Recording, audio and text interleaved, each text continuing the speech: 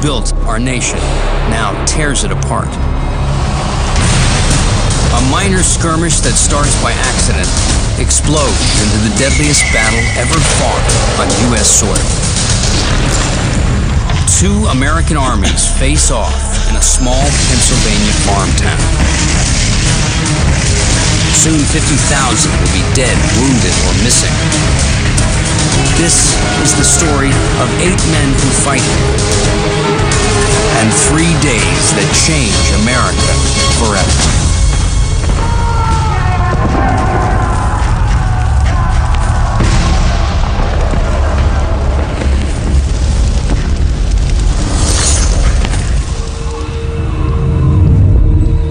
2 years after the start of the Civil War, the Confederate Army is invading the North. 1 mile west of Gettysburg, rebel reconnaissance troops encounter Union resistance. The fight escalates out of control.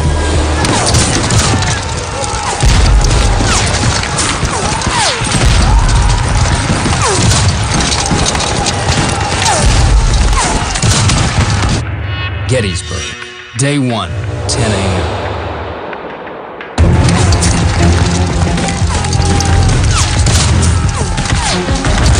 "24-year-old Lieutenant Colonel Rufus Dawes leads the 6th Wisconsin Regiment of the Iron Brigade.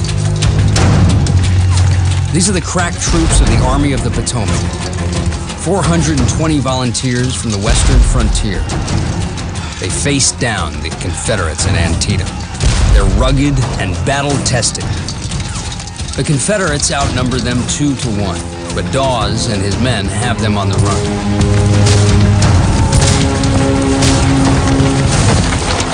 The retreating rebels find cover in a 600-foot railroad cut.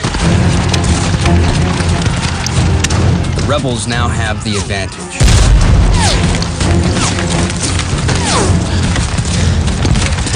I first mistook the maneuver for retreat, but was undeceived by the heavy fire, which they began at once to pour upon us from their cover in the cut. For Dawes, retreat is not an option. Heroism runs in his family. His great-grandfather, William Dawes, rode with Paul Revere. Of all the people that you didn't want to go up against on a battlefield like that was Rufus Dawes and his Westerners. Those Western troops were tough, and he was tough.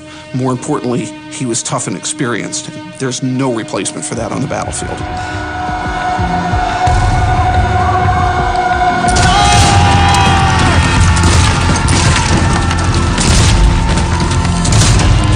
Just 175 yards to the railroad cut. It will cost Dawes 1 man for every yard they advance. The whole field behind is streaming with men, plunging in agony, sinking to death on the ground.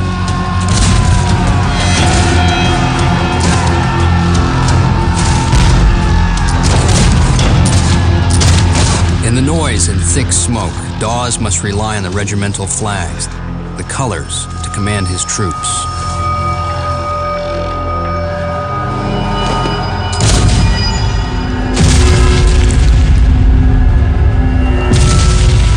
But flags are a magnet for enemy fire.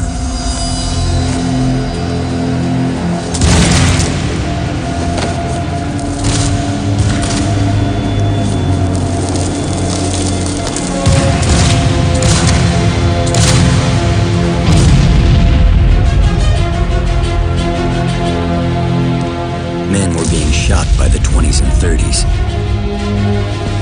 But the boys crowded in right and left towards the colors and went forward.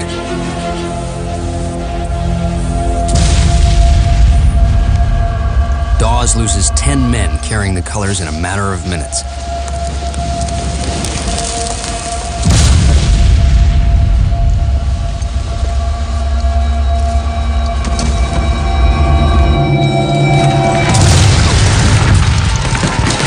Finally, the Confederate flag is within the reach of his Iron Brigade men.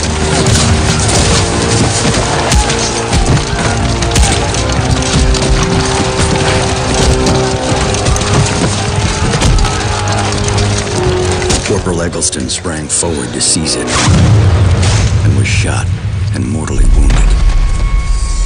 Private Anderson, furious at the killing of his brave young comrade, with a terrific blow split the skull of the rebel who had shot young Eggleston.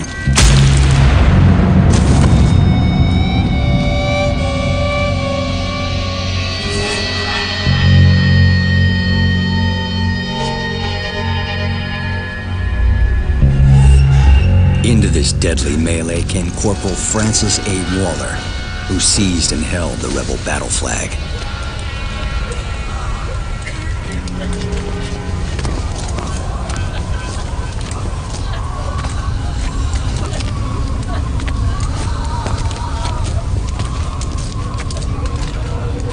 Throw down your muskets!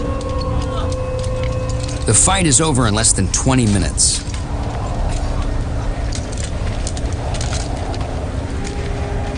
There are 600 rebel dead, wounded, or missing. Dawes loses nearly half his men. He's one of those rare soldiers that when everything else is chaotic, Dawes was able to find clarity. He's able to find purpose. He understands that his soldiers have to be inspired by his presence.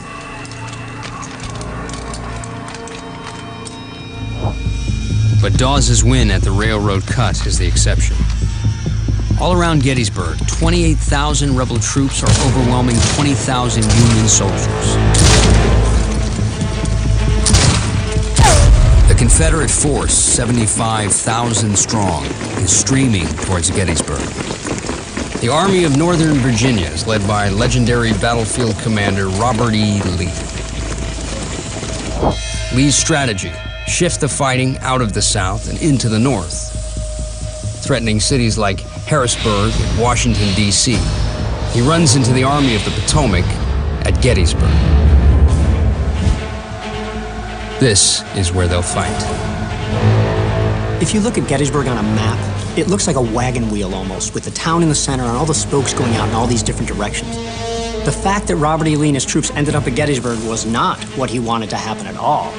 This battle started by accident. It started because of the roads, and as more troops arrived on these very roads, it escalated into the largest battle ever fought in the Western Hemisphere. Having won a string of victories across the South, Lee's army invades the North at the peak of its strength. One word would sum up Robert E. Lee's feeling in marching to Gettysburg, and that word is confident. They see the end of the tunnel. They can feel that if they maybe win in the North, that this war might finally end. The moment was now in '63. Lee knew it, and he didn't want it to pass by. What you got to remember is Lee is not there to win another battle. Robert E. Lee's there to win the war.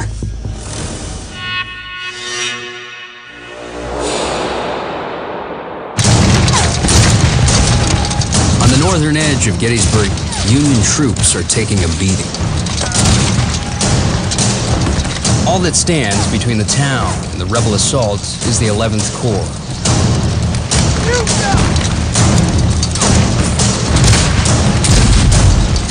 Among them, Sergeant Amos Humiston, ex-whaler, father of 3.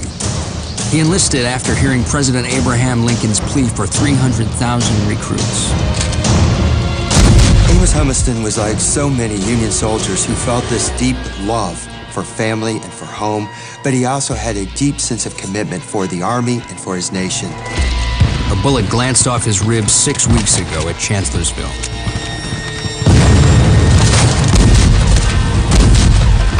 All I ask is I can die in battle like a man. But I hate the idea of dying here like a hog.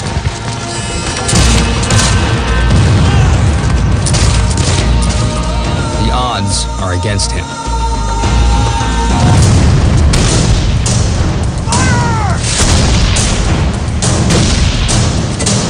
Battering the 11th Corps from a hill above town is Lee's newly appointed Lieutenant General Dick Ewell. Tenacious, eccentric, profane. Ewell lost his left leg fighting the Iron Brigade last summer at the Second Battle of Bull Run. Now he's out for revenge. A month ago, Robert E. Lee's legendary second-in-command, Stonewall Jackson, was killed in battle. Ewell replaced him. It's a lot to live up to.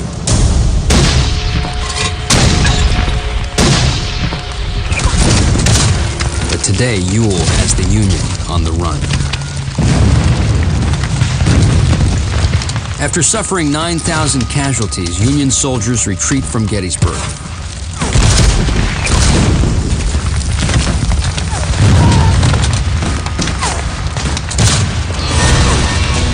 Humiston has orders to cover the retreat.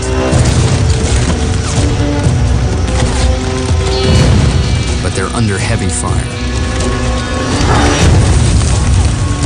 By 4 p.m., his units outflanked and fall back into town. But they've got nowhere to go.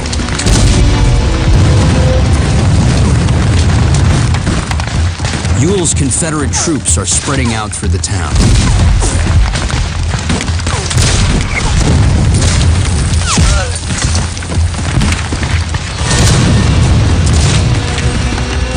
It's a rout for the rebels.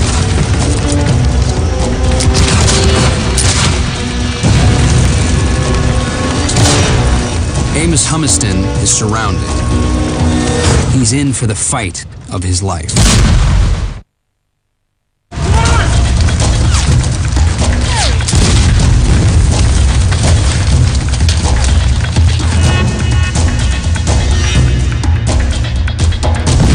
The Army of Northern Virginia is on a roll, mowing down Union troops with deadly precision.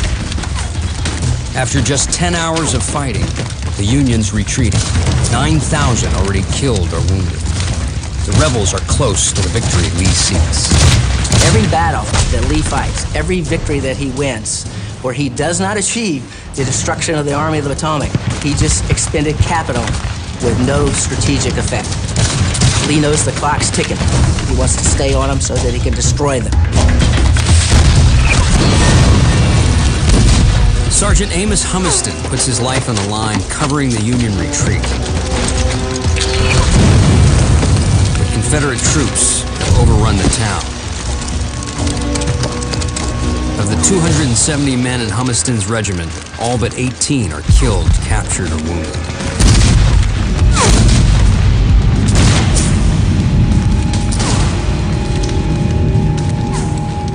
Humiston is trapped. You have put the little ones to bed, dear wife, and covered them o'er with care. My Frankie, Allie, and Fred, and they have said their evening prayer. Perhaps they breathed the name of one who is far in southern land, and wished he too were there to join their little band.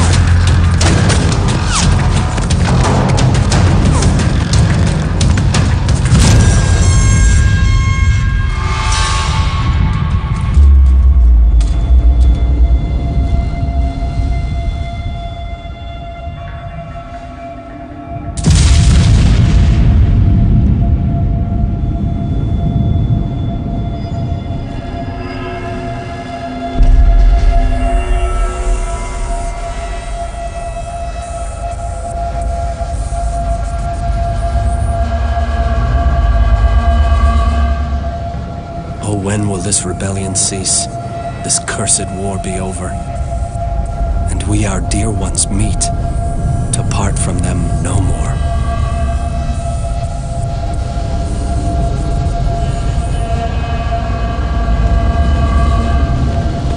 Across Gettysburg, terrified residents hide wherever they can, even in the town's bank vault. Others flee as the rebels swarm through town.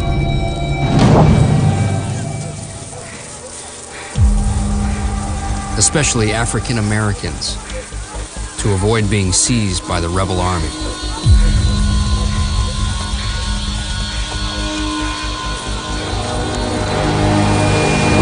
Just 7 miles north of the Mason-Dixon line, Gettysburg is on the Underground Railroad, a route of safe houses for escaped slaves fleeing to the north. Their destination, cities like New York and Philadelphia, where supporters provide food and protection. If caught, reprisals are brutal. Ears chopped off, hamstrings cut. It's no wonder. Slaves are the single largest financial asset in the United States. The enslaved population of the South, by itself, is worth more than all the railroads and factories and banks of the United States together. It's a business worth more than $3.5 billion. The wealth of the South is almost wholly dependent on enslaved persons. Whether you're looking at states' rights, whether you're looking at political aspects of it, everything points back to slavery. Slavery is at the center of everything that caused the Civil War.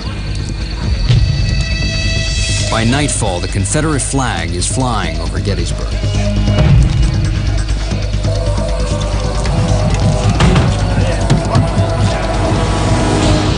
Homes and public buildings become makeshift hospitals to deal with the flood of casualties. Fannie Bueller, a housewife and mother, risks home and family, taking in wounded Union soldiers. I never saw a more unsightly set of men, with their dirty, torn garments, hatless, shoeless, and footsore. I pitied them from the depth of my heart. Until now, the bloody business of nursing has always been a male profession. But during the Civil War, 20,000 women sign on to care for the casualties. One Union nurse, Clara Barton, will go on to found the Red Cross. Rebel soldiers go door to door looking for Union soldiers. They're hiding all over town. Lee has nowhere to put prisoners. During the war, so many are captured that North and South follow an honor system. Paroled prisoners take an oath not to rejoin the fight until formally exchanged. Parole is simply, I'm going to give you a piece of paper that says, don't fight anymore, and if I catch you fighting, then bad things are going to happen to you. Then what we're going to do later is we're going to have men from our army and men from your army meet at a neutral place, and we're going to trade soldiers just like kids sitting around trading playing cards. You know, I'll trade you 3 generals for 4 colonels and 9 lieutenants for 50 privates. The punishment for breaking parole is death.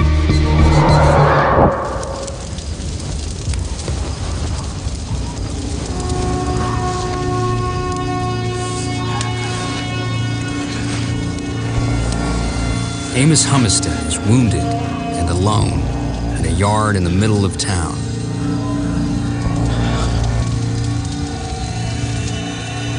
He grasps an ambrotype, a photographic image of his 3 children fixed in glass, a present from his wife on his way to war.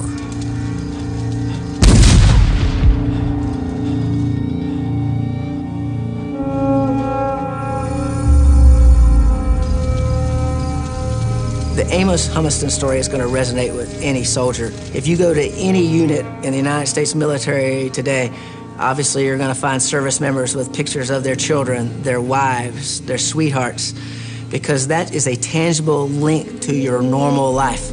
Your condition in combat is not normal. You're there in the service of your country to do what the nation asks you to do.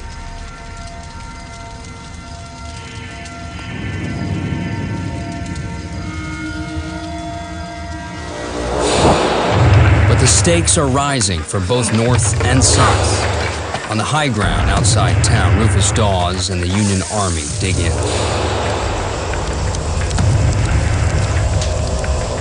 It's here that the Battle of Gettysburg will be won or lost.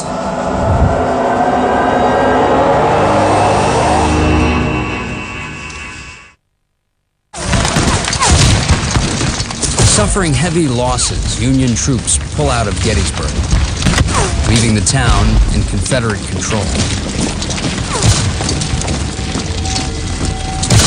It might appear that the fighting on the first day for the Union was a huge waste. They lost really bad on the first day. But the intense struggle they put up north and west of town, the intense struggle that some of them put up through the streets of Gettysburg, allowed them to fall back to their chosen position. They retreat to a nearby series of hills that peak at 800 feet. High ground that gives the Union a critical military advantage.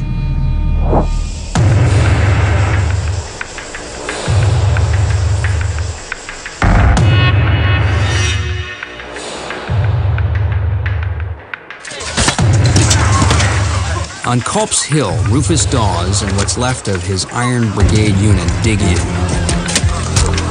They have a new weapon, the shovel. They're building breastworks, a form of fortification dating back to the Romans.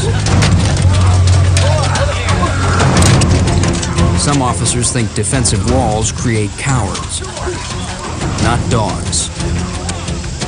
After losing half his men, he wants all the protection he can get.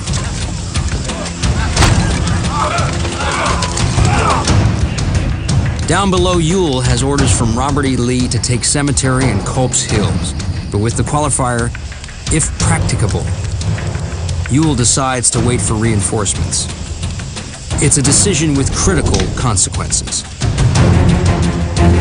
If you're looking up and you're seeing this great amount of work going on up there, and your men are tired from the march they've just made and from the battle they've just fought, something in him triggered. I'm not going to do this, or I can't do this now, but certainly at the end of the day, he's going to disappoint his commander, and I'm sure he's going to disappoint himself. The Confederacy will pay for that for the next 3 days. This is one of the great what-ifs of the battle. Had Ewell occupied and controlled Culp's Hill and the land around it, the Union Army would have simply had to leave, and the battle would have been fought somewhere else, maybe not so much to the Yankees' advantage.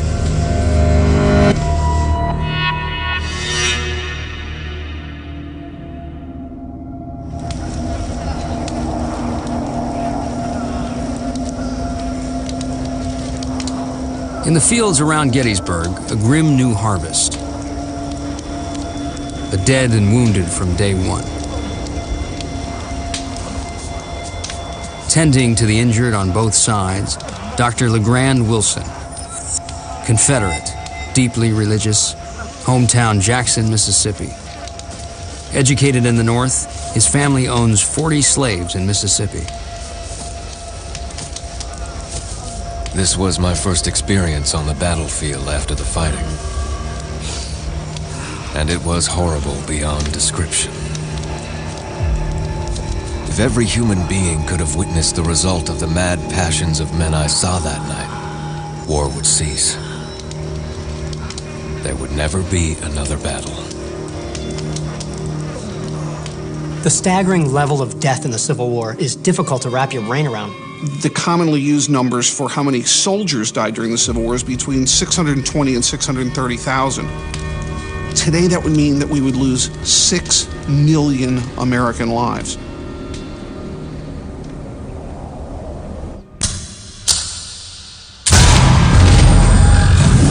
One innovation making this war so deadly, the mini-ball. 90% of the soldiers Wilson treats have mini-ball wounds.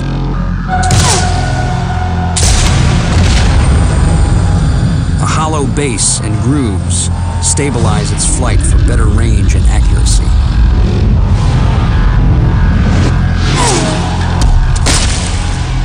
On impact, it flattens out, causing much larger wounds than traditional musket balls. The warped bullet shatters bones that splinter and tear through the body. And the grooves in the bullet carry deadly bacteria leading to gangrene. The only way to stop it, amputation.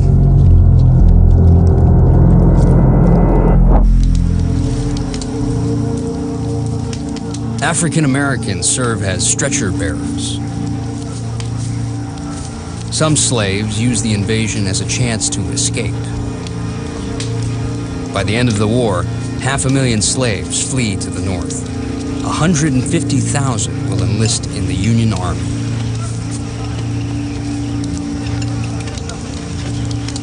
Dr. Wilson loses a family member on the first day of battle. Among the dead was my own nephew, Lieutenant George Adrian Howes, who must have been shot in the advance upon the enemy in the morning. His faithful servant Stephen came out on the battlefield and sought for and found his body, and carried it back to the hospital for burial. Family members often serve side by side. It's one reason why they fight so hard. In some states, a quarter or more of the military-aged men were dead as a result of the war, with hundreds of thousands more wounded. In some cases, all the young men of a town were wiped out during the Civil War.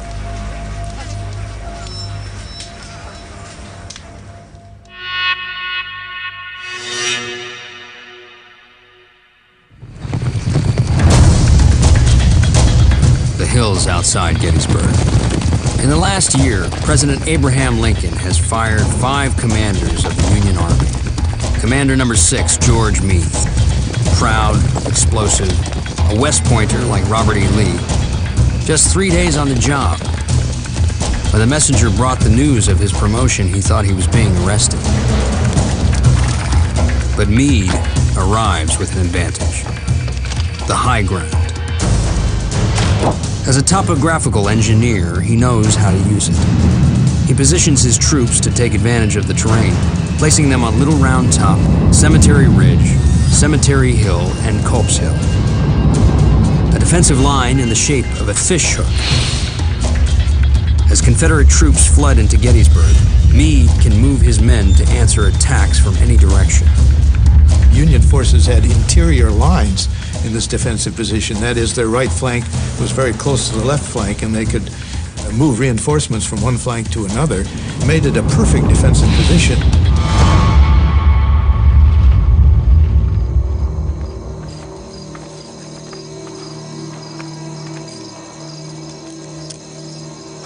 Rebel troops in town don't notice Amos Humiston.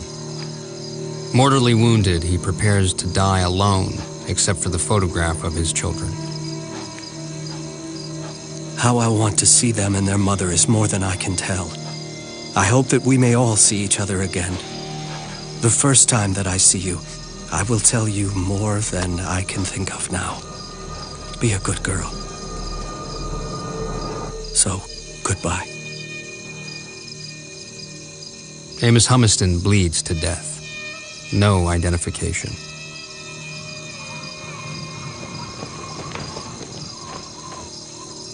The fear of dying anonymously haunts troops on both sides. Some sew their names into their uniforms. Dog tags are still 40 years away. By the war's end, 400,000 soldiers will be missing in action. We really cannot imagine the scale of death, the scale of suffering. No one could have imagined carnage on that scale.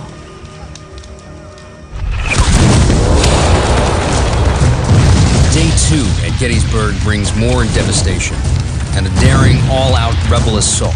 At stake, victory at Gettysburg and maybe the Civil War.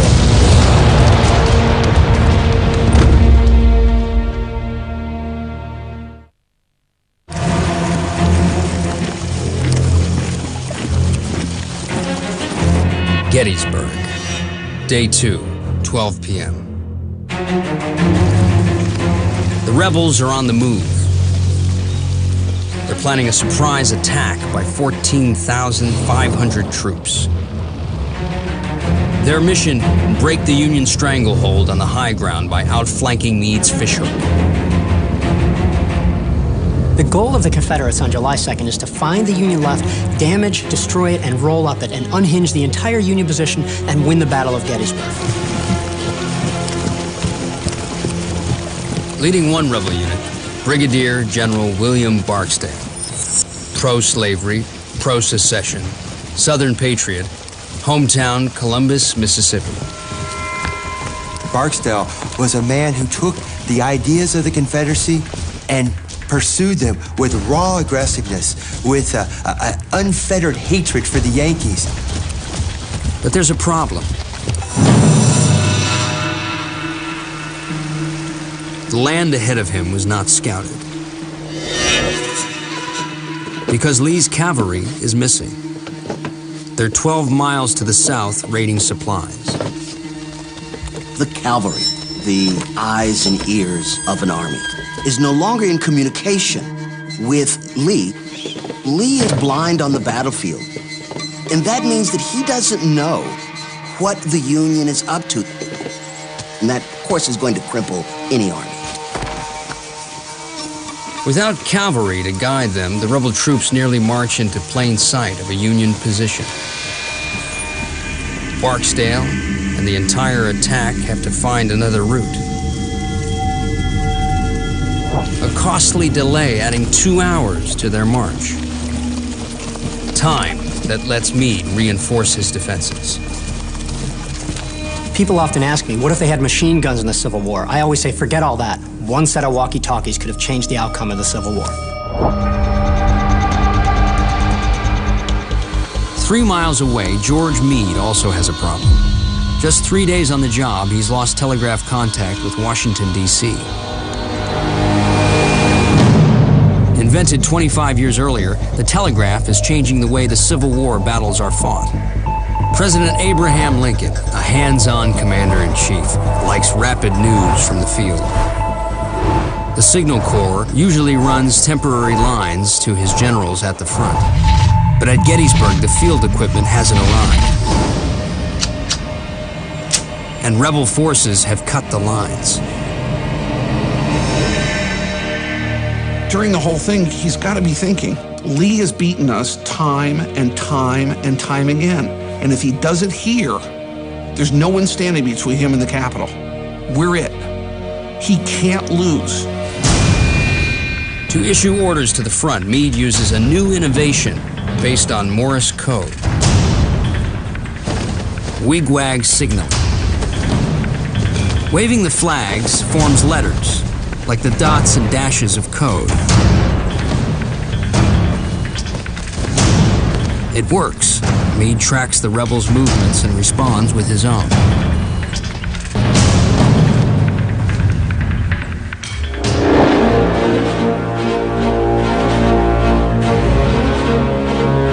Meanwhile, on Culp's Hill, Rufus Dawes waits with what's left of his Iron Brigade unit. Yesterday, they routed the rebels at the railroad cut.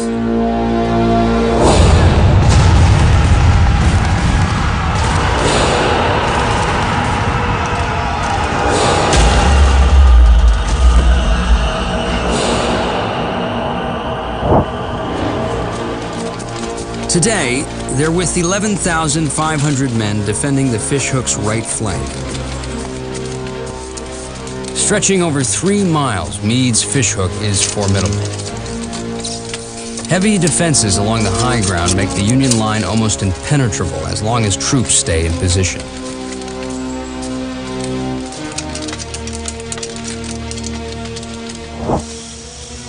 But one Union commander isn't following Meade's orders. Major General Dan Sickles. Wealthy, devious, a rogue. Recently acquitted of murdering his wife's lover using the first plea of temporary insanity in U.S. history, he'll leave Gettysburg even more notorious. Dan Sickles was all about Dan Sickles. If it didn't benefit or aid Dan Sickles, he wasn't very interested in it. He didn't go to West Point. He didn't have any military experience, but he was able to use his money, influence, and power to raise his own regiment.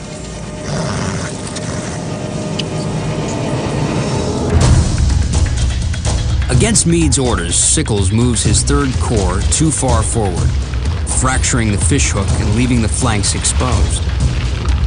A blunder that could cost the Union the battle, and maybe the war.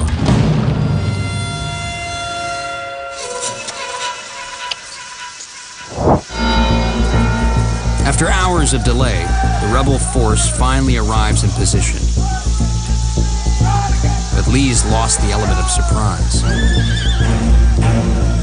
The Union knows what's coming.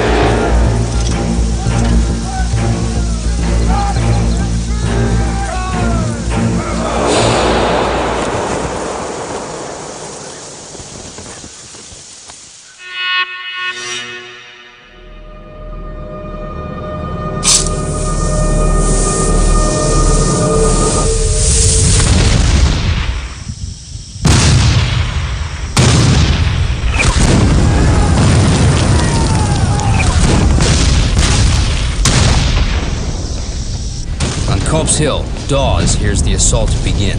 At this hour, the storm of battle suddenly broke out. Artillery and musketry thundered and crashed together. Wave after wave of rebel troops launch one of the epic assaults of the Civil War. Barksdale is about to get the fight he's always wanted, but is ordered to hold his ground. William Barksdale is ready to go. He's chomping at the bit, but he has to wait a little longer.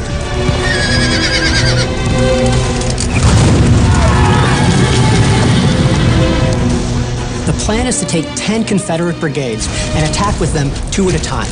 One brigade striking the enemy, then 15 or 30 minutes later, the next one strikes the enemy, and then the next, and the next. Fights that are now burned into the pages of American history. Devil's Den, Little Round Top, the Wheat Field, the Peach Orchard, and Cemetery Ridge. Barksdale can see that Sickles' mistake has left the Union vulnerable, creating the South's best chance for victory. But he is still under orders to hold his men back.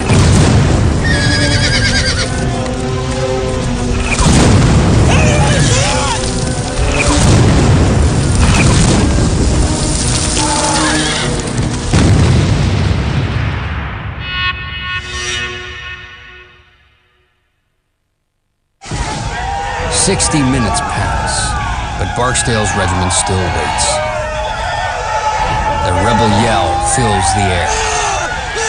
Each unit has a unique sound. Fierce, savage, terrifying.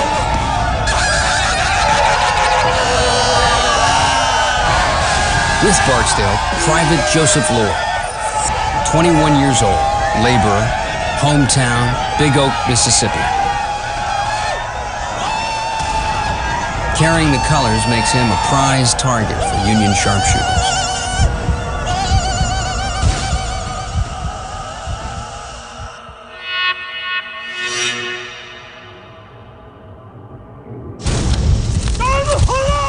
Minutes after the start of the initial attacks, Barksdale and his men are finally unleashed.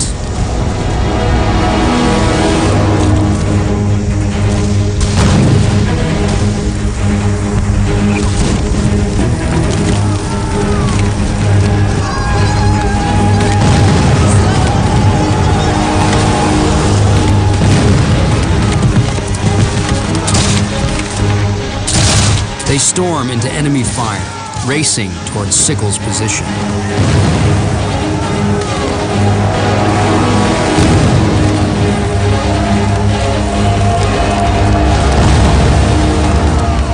What happens next could change the course of the war.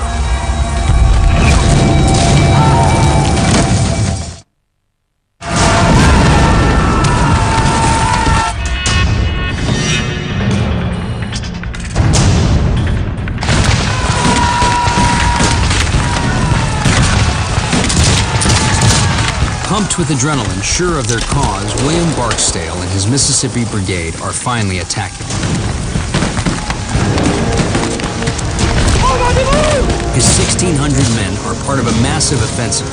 21,000 troops attacking Meade's line from Little Round Top to Cemetery Ridge. An all-out assault to win the Civil War now. Barksdale's mission: break through Union defenses on Cemetery Ridge. Opportunity lies right in his path. Against orders, Union General Dan Sickles moved his 3rd Corps out of position. They're now vulnerable, perfect targets for Barksdale and his men. If Barksdale, as well as other Confederate brigades nearby, are able to exploit the gap in the Union line, it would be calamitous for the Union Army. The Army would be cut in 2. Barksdale's troops are unstoppable, overwhelming Sickles' men.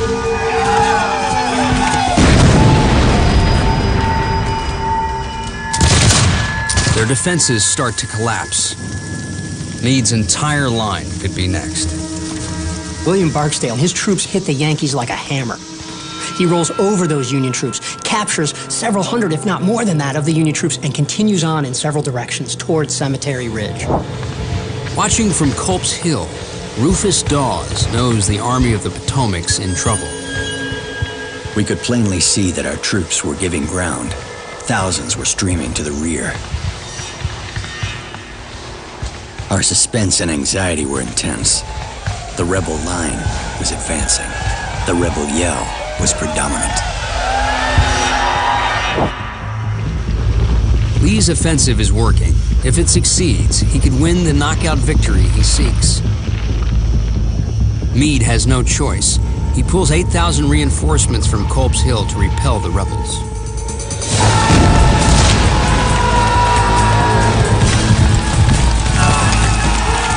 Charging towards Cemetery Ridge, Barksdale and Lloyd advance 600 yards through a barrage of enemy fire.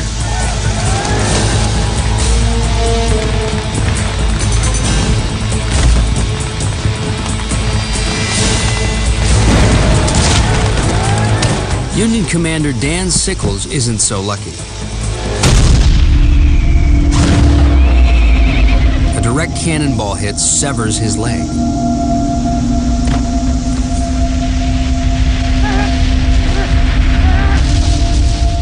One Yankee officer jokes it's bad news for Sickles, but good news for the Union.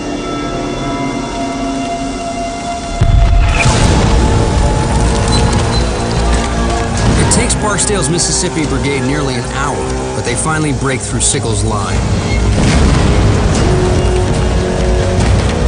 Union troops are on the run. Barksdale's men approach Cemetery Ridge, sensing victory. But they're charging straight into more than 20 Union cannons just 400 yards away, each capable of firing 2 rounds a minute.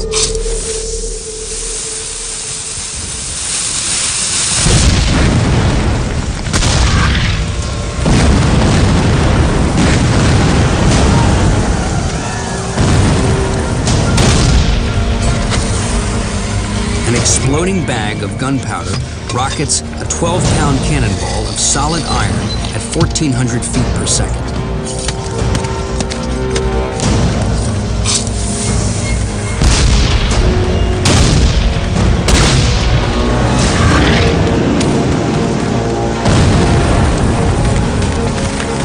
At this range, Barksdale and Lloyd will be torn to pieces.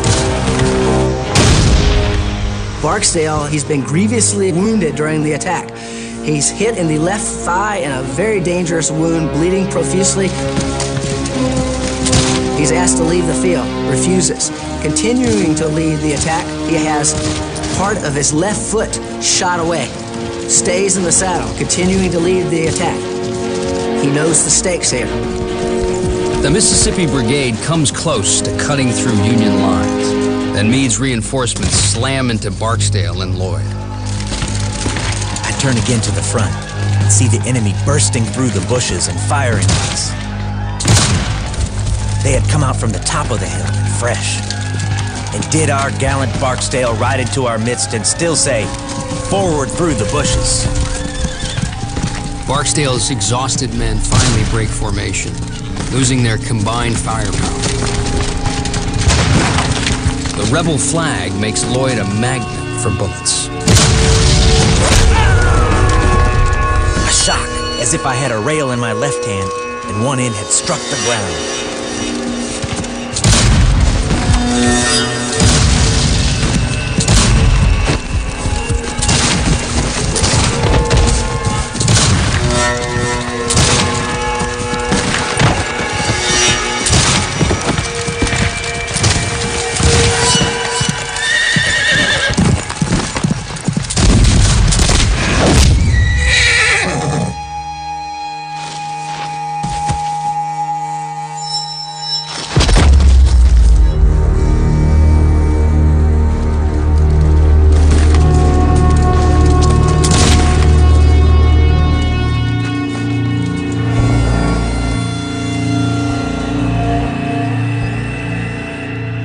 Union line marches over. One of them fixes a sling for my arm, leaving with a "wish you well."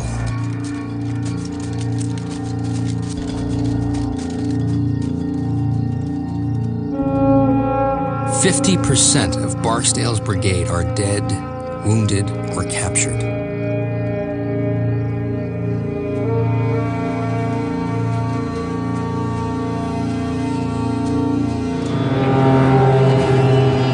Lloyd almost overlooks their fallen commander. I hear a weak hail to my right, and turning to it, find General Barksdale.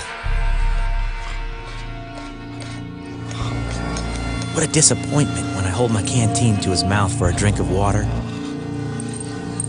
Found a ball had gone through and let it all out. I took his last message to his brigade and left him, with the promise to send the litter bearers. Barksdale's battle is over. His last thoughts are of his family. I never have regretted the steps I have taken, and although dying, I do not regret my steps now. God, ever watch over and care for my dear wife and my boys. Tell them all that I died like a brave man.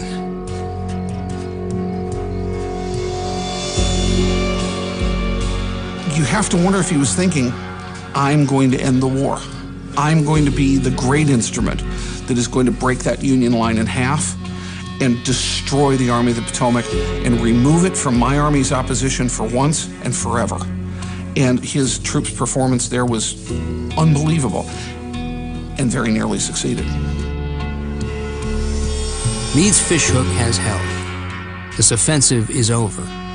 Confederate General Longstreet will call it the best 3 hours fighting ever done by any troops on any battlefield. 16,000 are dead, wounded, or missing on both sides. But day 2 isn't over. To stave off the rebels, Meade pulled troops from Culp's Hill. As night falls, only 1,400 Union defenders are left there. It's an opportunity the Confederates won't miss. This is their chance.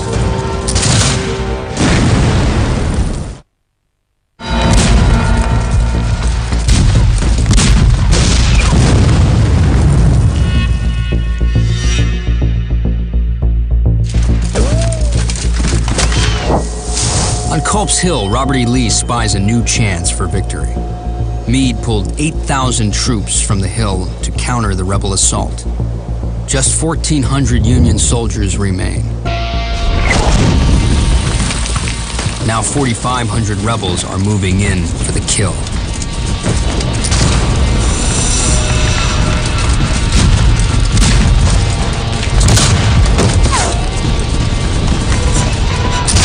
Charging up Culp's Hill with the rebels is Private Ridley Howard. 33 years old, slaveholder, from a prominent Maryland family, hometown Baltimore. His grandfather fought with Washington in the Revolution. Now he's fighting to divide the nation they created. To Howard's disgust, Maryland sided with the North.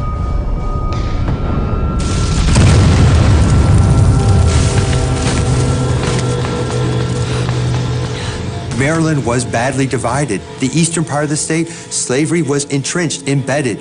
Ridley Howard came from that plantation economy, from the slaveholding class.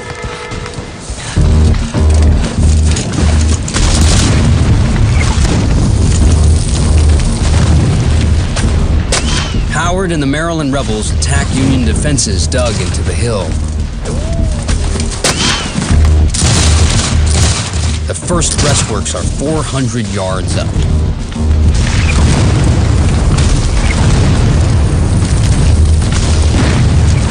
It's chaos. Bullets and shells fly in all directions.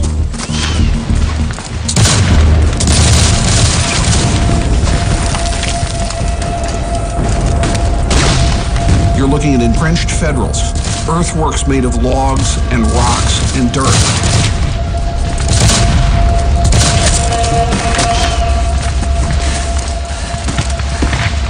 You've got to be thinking to yourself, this is my last fight. I'm not coming back from this. How do you function like that? This is what makes a true hero. Up the sides of the hill we went, our line being continuously broken by the immense rocks which had to be flanked. Howard faces fighting so fierce, one rebel calls it a slaughter pen. It was not a pleasant position to be in. There were continual cries that we were firing into our own men.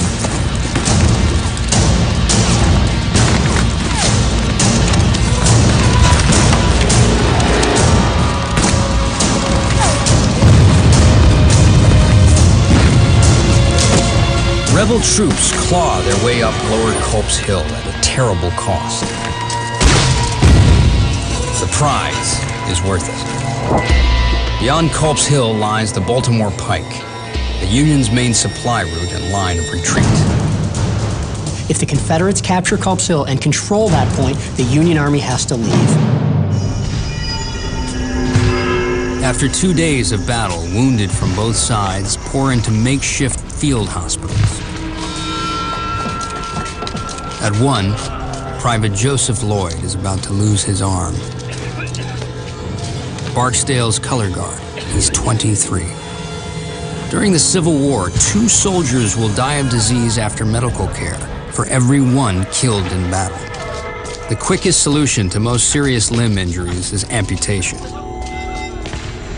Medicine is in its infancy, but anesthesia is available. Chloroform was recently discovered, and morphine administered liberally. 1,000 gallons of whiskey are also on hand. Confederate surgeon LeGrand Wilson has been treating casualties continuously since last night. The patient may either sit on a chair or lie near the edge of a bed. The tourniquet is to be applied. While one assistant holds the hand, another is to take hold of the forearm.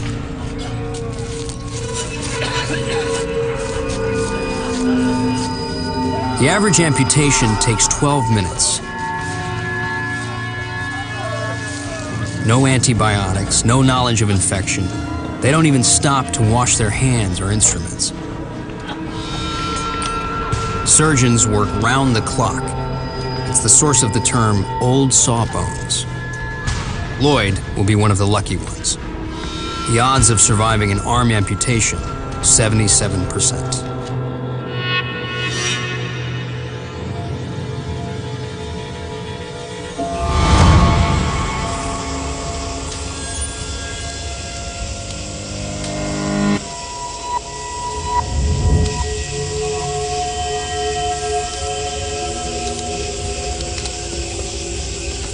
Rufus Dawes and his men are among the few Union defenders left on Culp's Hill.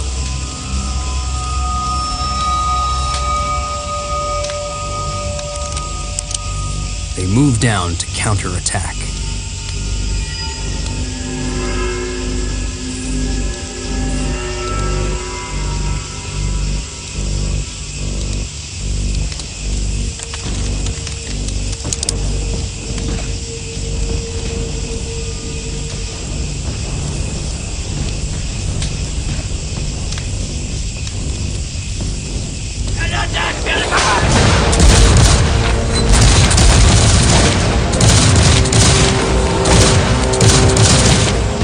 As we neared the breastworks, the crash of Union muskets breaks out on our right.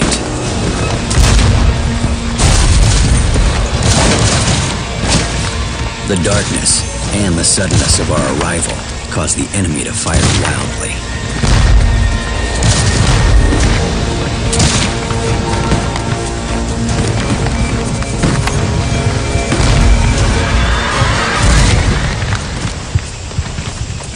Dawes and his men win their skirmish. But like day one, they're the exception.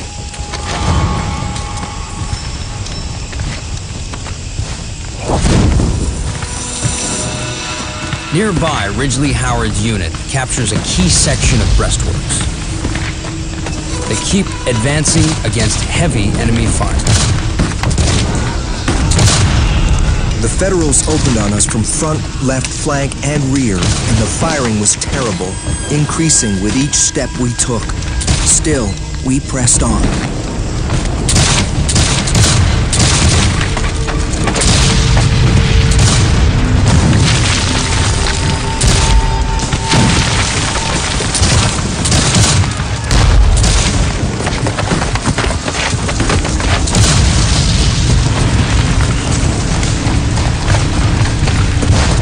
They're just 500 yards from the Baltimore Pike, and a position that would threaten the entire Union line. But at night, an unfamiliar ground, a great opportunity is lost. They would be in the rear of the Union Army. They could be on the flank of the Union Army. But because of something so simple, darkness, they don't even know how close they are. Unable to tell friend from foe, they cease firing. If the Confederates had managed to carry Culp's Hill on the evening of July 2nd and break through, they would have captured the Union communications line on Baltimore Pike. All of the supply wagons were there, reserve artillery was there. That would have forced Meade to retreat, and it could have been a major turning point in favor of Confederate victory.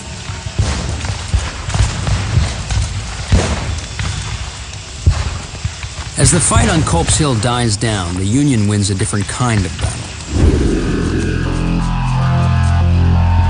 Their newly formed intelligence agency, the Bureau of Military Information, is trying to discover Lee's battle plans. BMI agents are interrogating Confederate prisoners and realize they have captives from every rebel infantry division but one, George Pickett's. He has Lee's only fresh troops. Meade expects the rebels to attack tomorrow with everything they've got. It's a good bet George Pickett will lead the attack.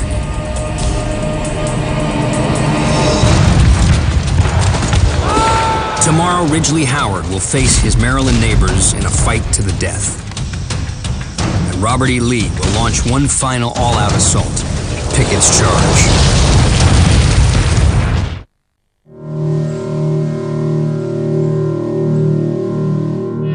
Gettysburg, Day 3, 5 a.m.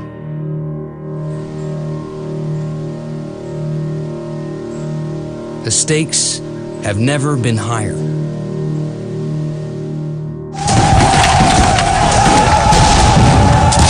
Yesterday, Robert E. Lee was on the verge of all-out victory. Confederate troops assaulted the Union's left flank and nearly broke through. Robert E. Lee knows he came very close, but no cigar. General Meade's actually a little shaken. He knows it was a very close run thing, barely escapes disaster. Now rebel troops are gaining ground on Lower Culp's Hill and are positioned to threaten the Union's rear lines. Meade sends in reinforcements. One Union brigade is led by Colonel James Wallace, educated, wealthy, also from Maryland. The only Union colonel who owns slaves. Medic, get over here, quick! During the Revolution, his grandfather and Ridley Howard's fought in the same regiment. Today, the two Marylanders will battle each other. Maryland, like other border states, is torn apart. So many divided loyalties. Maryland, they had to decide which side they were on. Maryland is one of 5 border states, loyal to the Union, but slavery is legal. Passions for and against slavery run hot here. Federal troops occupied Baltimore throughout the war to prevent a Confederate uprising.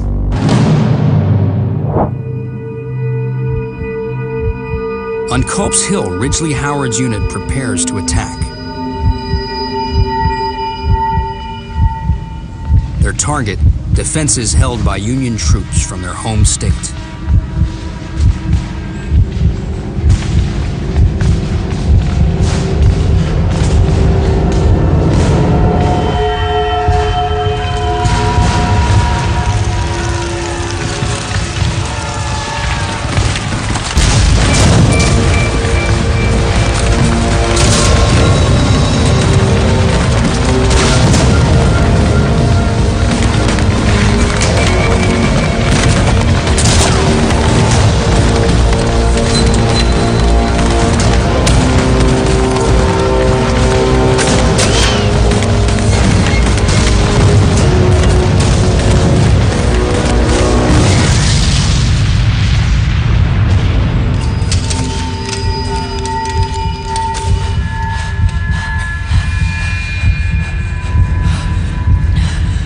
The men seemed to feel the solemnity of the occasion. and to understand the desperate nature of the charge to be made. I prayed for strength to do my duty. Last night, the rebels outnumbered Union defenders 3-1. Now, those odds are reversed.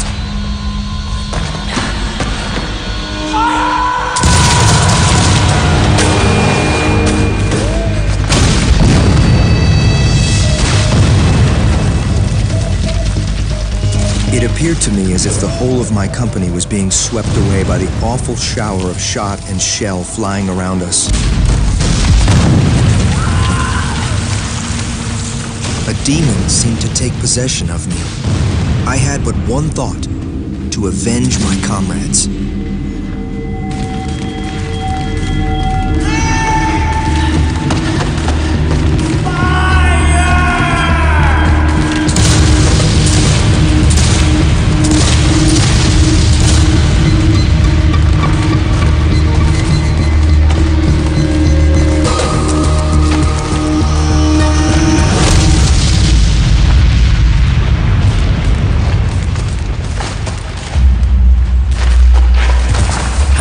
Takes a bullet fired by the Union's 1st Maryland Regiment. I felt a burning in my thigh, as if all the blood in my body was rushing to one spot. It is a hard thing to say, but I am convinced the Federals deliberately shot at us while we lay there helpless on the field. A soldier at my left was shot. I was also struck in the hip. Hip wounds are almost always fatal. Every moment I expected would be my last, so I straightened myself out, folded my arms over my breast, and waited for my time to come. Time slows as Ridley Howard prepares to die.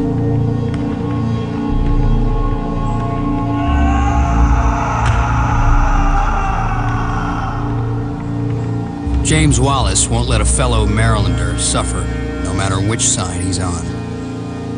The 1st Maryland Confederate met us and were cut to pieces. We sorrowfully gathered up many of our old friends and acquaintances and had them carefully and tenderly cared for.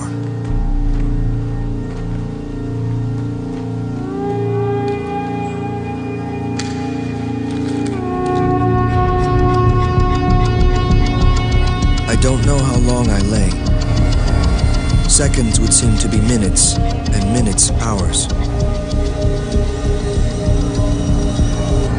Coming to Howard's aid, the soldiers he'd least expect to help. The same Union troops who shot him. They asked what regiment I belonged to. I replied, the Maryland Battalion, to which they made answer, "Do you know you are fighting your own men?" I answered, yes, and we intend to fight them.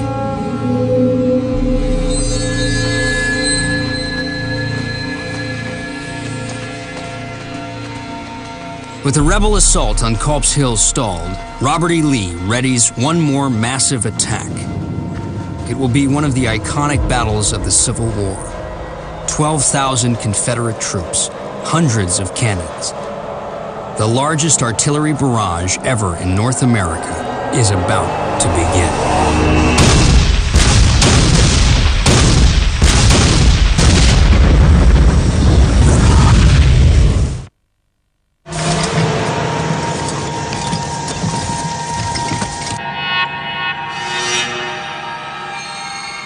After 2 days of attack and counterattack, Robert E. Lee is about to launch the offensive that will decide the Battle of Gettysburg and the course of the war.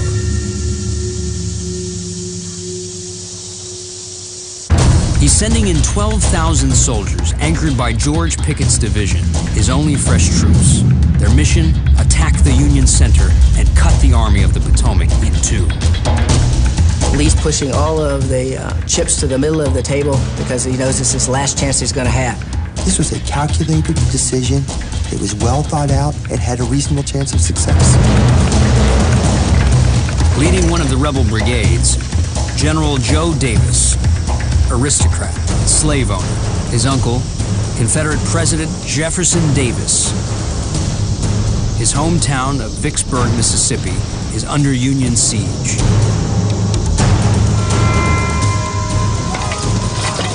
To weaken Union defenses, 160 Confederate cannons move into position, a line of artillery 2 miles long. Against them, 100 Union cannons. It's 87 degrees, brutally humid.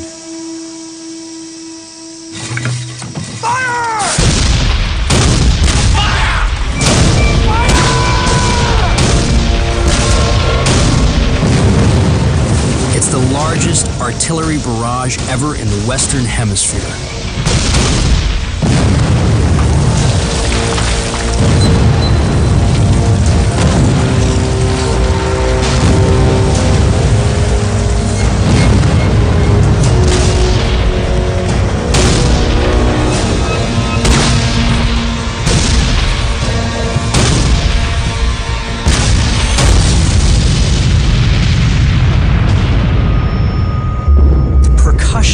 Would shake the internals. The organs would actually, in some cases, rip apart.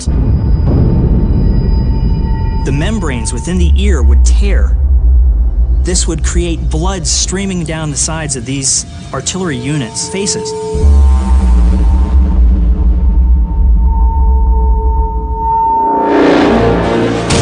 Artillery barrage can be heard in Harrisburg, Pennsylvania, 40 miles away. Cease fire! Cease fire! Cease fire! To lure Lee into thinking he's crippled the Union's artillery, Union commanders silence their guns. By 3 p.m., Confederate artillery also stops firing. An eerie quiet reigned over the battlefield.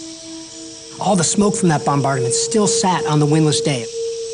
The Yankees expected a huge attack from the Southerners. The Southerners knew what they were about to do and what they went up against, and it must have been an intense moment as they stared at each other across the fields.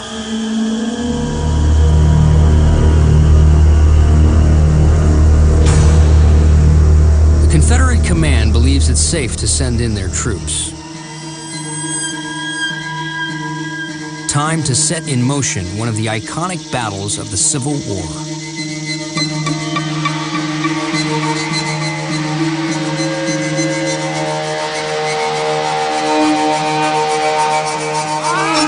Joe Davis and his men move out. Part of a rebel assault that stretches a mile.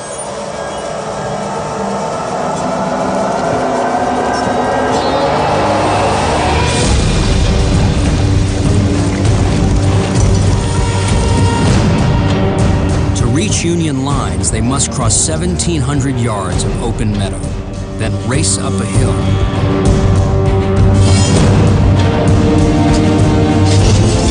But unknown to the Confederate leaders, the Union artillery still has plenty of firepower. They're just waiting for the rebels to come into range. Joe Davis and his men are marching into a barrage of artillery hell.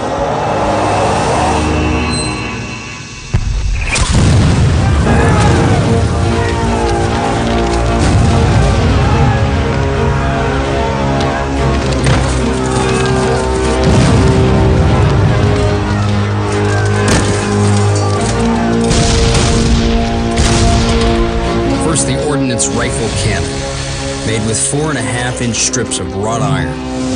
Invented just 2 years earlier, they're tough and reliable, designed with a 3-inch groove bore for greater range and deadly accuracy. The ordnance delivers shells that explode on impact. And time shells and shrapnel that burst in the air over the enemy's heads.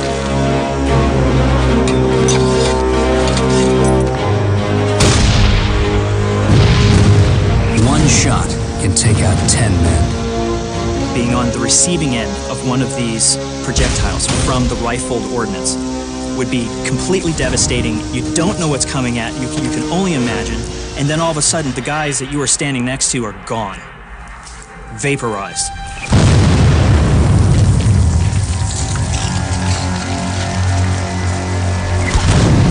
Stopping to return fire in an open field is suicide.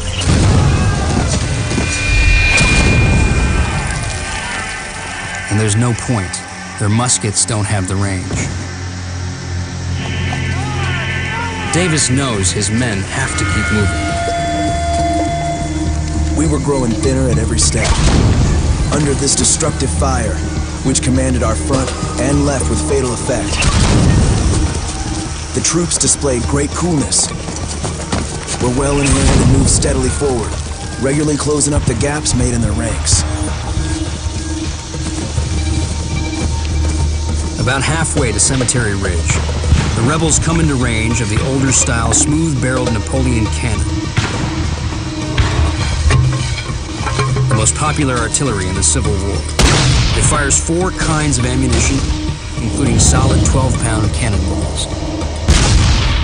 Bounced in front of advancing troops, they can mow down a whole row of men like bowling balls. It's hard to conceive how men can keep going in the face of such opposition. The level of courage is intense and large. Until Davis and his men can return fire, they're just target practice for Union artillery. The attack that will come to be known as Pickett's Charge is being blown to hell.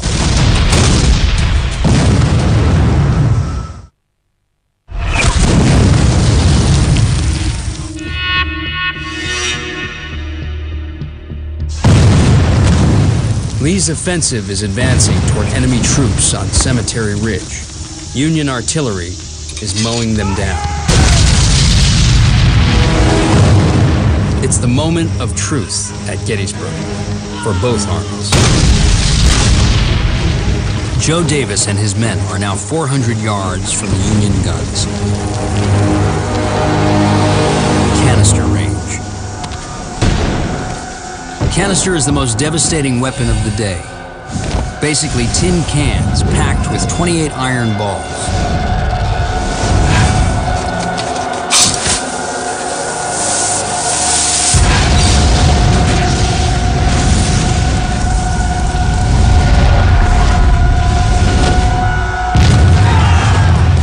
The casing explodes, spraying the iron balls into advancing troops at hundreds of yards per second.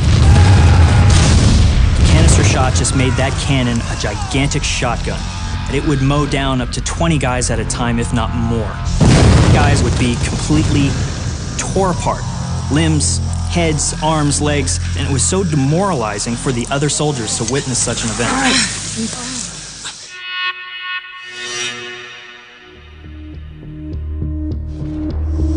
Davis regroups at a dirt road, the Gettysburg Road, 200 yards from the Union line.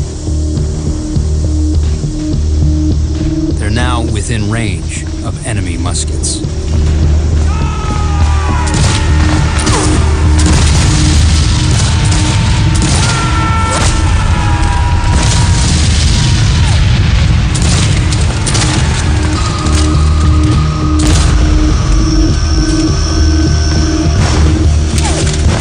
One fence they're using for cover takes 836 rifle shots. The brigade to the left of Davis hasn't caught up, exposing his flank and opening a hole in the rebel line.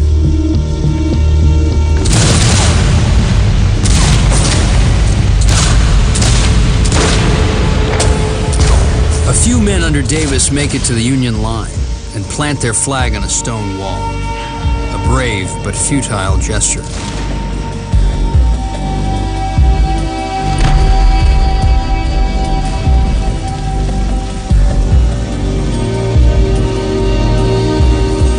The rest of the unit under Davis cracks and retreats.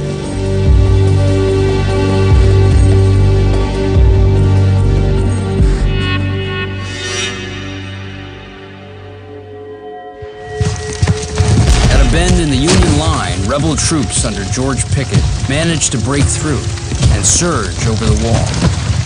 Union gunners fire point blank.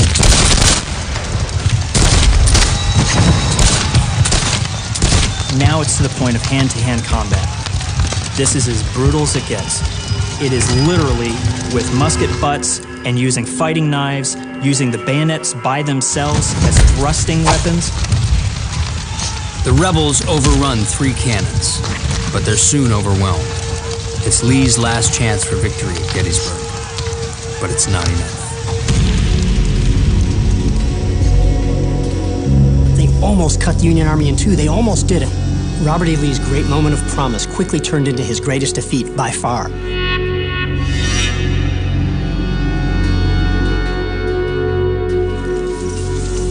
The entire rebel line retreats. They are compelled, forced to retire across that very ground in which they had made this brave, gallant charge. More than half of the force that began Pickett's charge is dead, wounded, captured, or missing. Lee loses 1/3 of his army at Gettysburg. It's the bloodiest battle ever fought on American soil. More than 50,000 casualties. Robert E. Lee's bold invasion of the North has failed.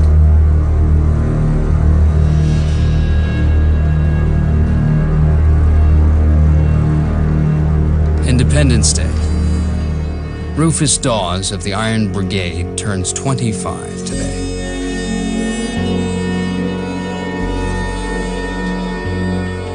What a solemn birthday.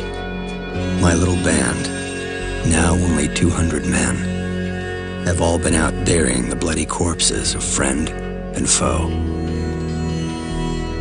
No fighting today. The Civil War will last another 2 years. Gettysburg wasn't Lee's last chance to win, but it was his best. He'll never come this close again.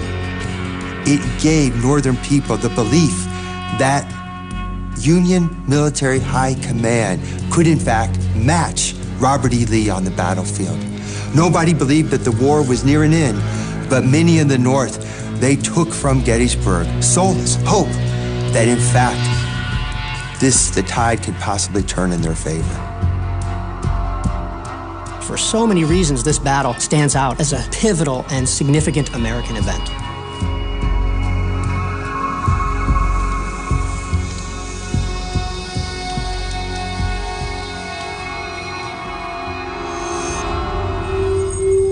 Rufus Dawes leaves the Army in 1864 with symptoms resembling post-traumatic stress disorder. His son, Charles, will become the 30th Vice President of the United States of America under Calvin Coolidge. Joe Davis wakes up to learn that Vicksburg, his hometown, has fallen to Ulysses S. Grant.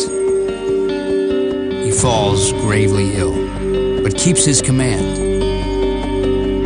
He'll accompany Lee to Appomattox for the South's formal surrender.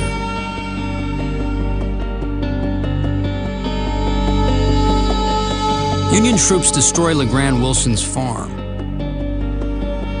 From the sale of his last bale of cotton, he starts his own medical practice.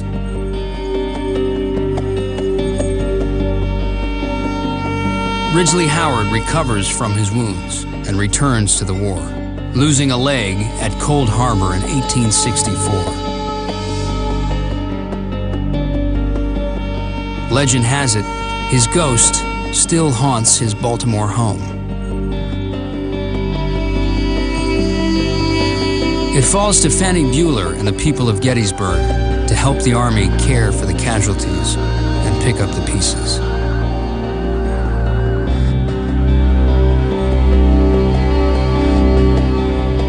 The town of Gettysburg was overwhelmed for months by the wounded. The smell of death lingered there for weeks, for months. So the horrors of the aftermath of that battle were unmatched in the war. A young girl finds a fallen soldier in a yard. He has no identification, but grasps a photograph of 3 children fixed in glass. The picture becomes famous, widely printed in newspapers. The mystery of the unknown soldier captures the country's imagination. 4 months later, a woman in upstate New York recognizes the children and solves the mystery. The soldier is Amos Humiston. She is his widow. Humiston is buried at a new cemetery on the Gettysburg battlefield. President Abraham Lincoln speaks for barely 2 minutes at its dedication. The battle here and his speech will echo through the ages.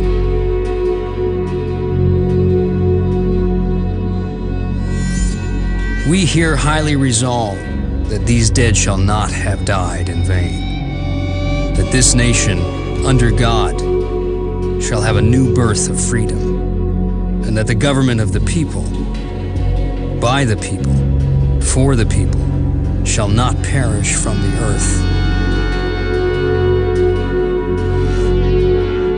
Gettysburg was a turning point in the war to decide America's future, preserving a nation conceived in liberty and dedicated to the proposition that all men are created equal.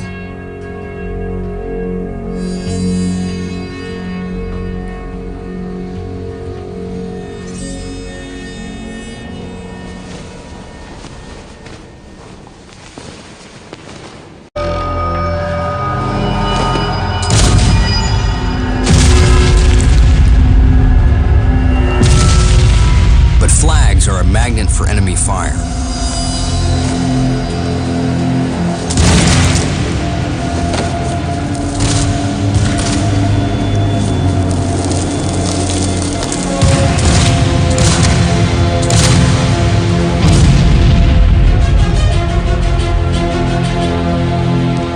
Men were being shot by the 20s and 30s. But the boys crowded in right and left towards the colors and went forward.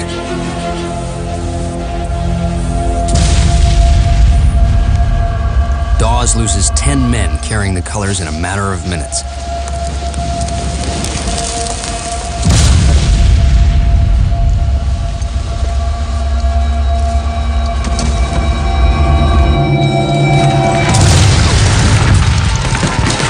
Finally, the Confederate flag is within the reach of his Iron Brigade men.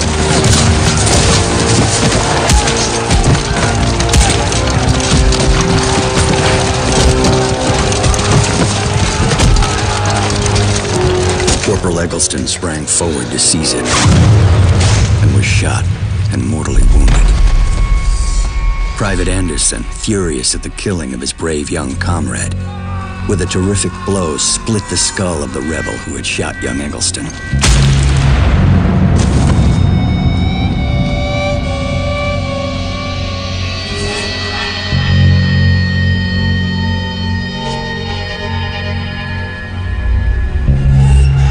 Into this deadly melee came Corporal Francis A. Waller, who seized and held the rebel battle flag. They faced down the Confederates in Antietam. They're rugged and battle-tested. The Confederates outnumber them 2 to 1, but Dawes and his men have them on the run.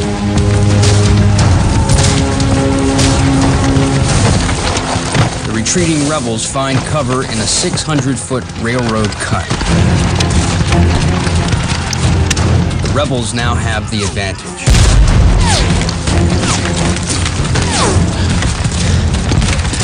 I first mistook the maneuver for retreat, but was undeceived by the heavy fire, which they began at once to pour upon us from their cover in the cut. For Dawes, retreat is not an option. Heroism runs in his family. His great-grandfather, William Dawes, rode with Paul Revere. Of all the people that you didn't want to go up against on a battlefield like that was Rufus Dawes and his Westerners. Those Western troops were tough, and he was tough. More importantly, he was tough and experienced. There's no replacement for that on the battlefield.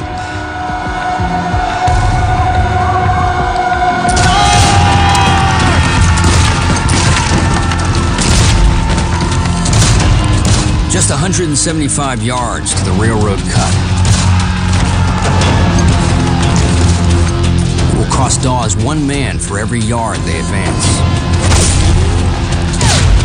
The whole field behind is streaming with men, plunging in agony, sinking to death on the ground.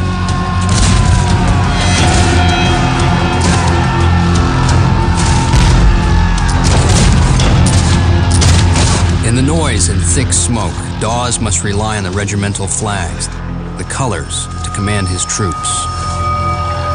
The Western Hemisphere. Having won a string of victories across the South, Lee's army invades the North at the peak of its strength. One word would sum up Robert E. Lee's feeling in marching to Gettysburg, and that word is confident.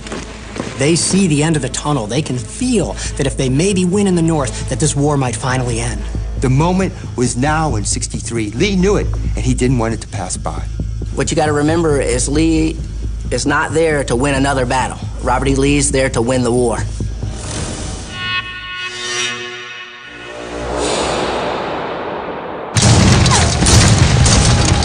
On the northern edge of Gettysburg, Union troops are taking a beating. All that stands between the town and the rebel assault is the 11th Corps.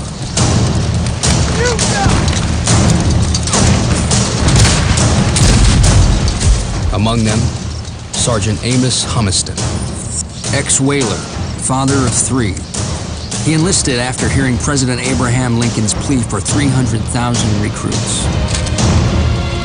Amos Humiston was like so many Union soldiers who felt this deep love for family and for home, but he also had a deep sense of commitment for the Army and for his nation. A bullet glanced off his ribs 6 weeks ago at Chancellorsville.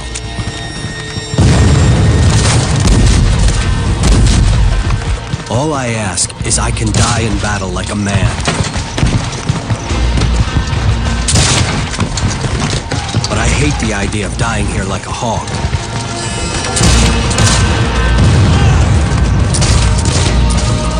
The odds are against him.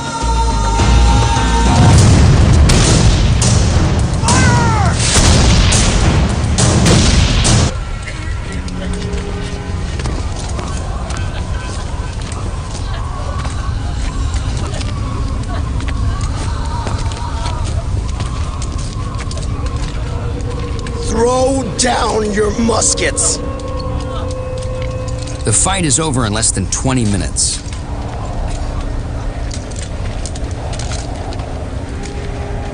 There are 600 rebel dead, wounded, or missing. Dawes loses nearly half his men. He's one of those rare soldiers that when everything else is chaotic, Dawes was able to find clarity. He's able to find purpose. He understands that his soldiers have to be inspired by his presence.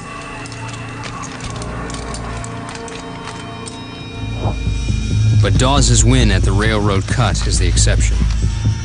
All around Gettysburg, 28,000 rebel troops are overwhelming 20,000 Union soldiers.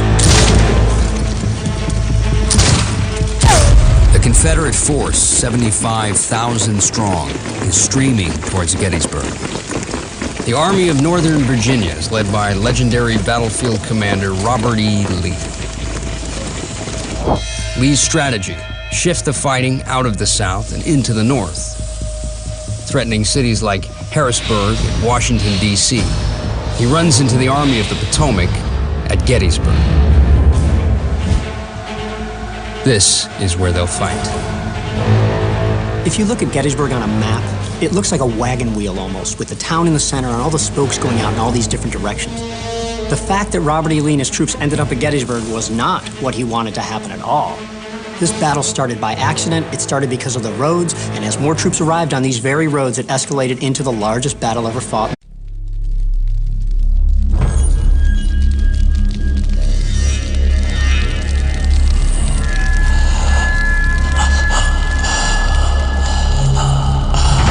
The same passion that built our nation now tears it apart.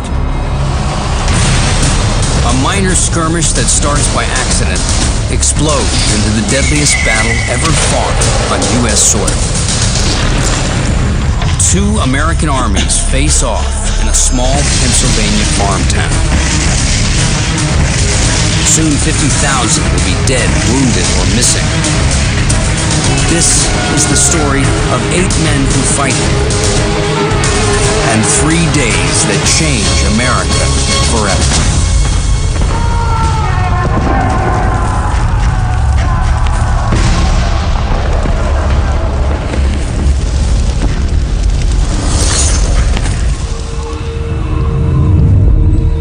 Two years after the start of the Civil War, the Confederate Army is invading the North. 1 mile west of Gettysburg, rebel reconnaissance troops encounter Union resistance. The fight escalates out of control.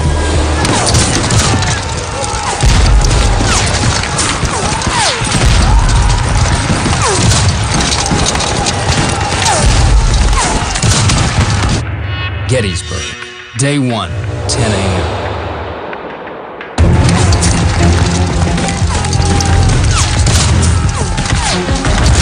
"24-year-old Lieutenant Colonel Rufus Dawes leads the 6th Wisconsin Regiment of the Iron Brigade. These are the crack troops of the Army of the Potomac, 420 volunteers from the Western frontier.